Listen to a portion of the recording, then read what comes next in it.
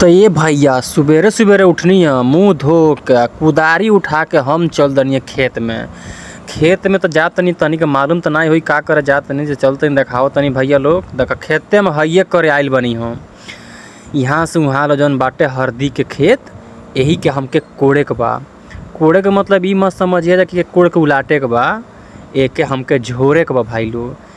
पूरा खर और रोला से तुम सुहाइल बा, तनी हल्का फुल्का झोरा जाई, तनी फुल्लुक हो जाई माटी, तो तनी हल्दी अच्छा से बैठी। तो देखा भाई कुछ समय के बाद कोड़ले के बाद हमार दम शरीर में तनी गर्मी होखे लागल हो। देखा यहाँ से वहाँ कोड़ दिल बानी, फिलहाल इतना समय कोड़ले बानी।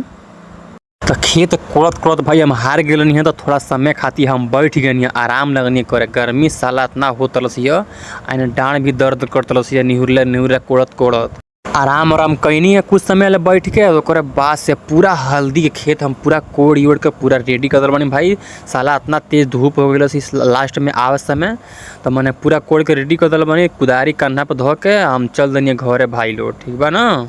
तो हाथ गोड़ धो के पूरा फिट हो गई है, तब चल गई खाना वाना खाए। तो भाई लोग मिल तनी से कोनो और नया ब्लॉग में, तब तक के लिए बाय बाय।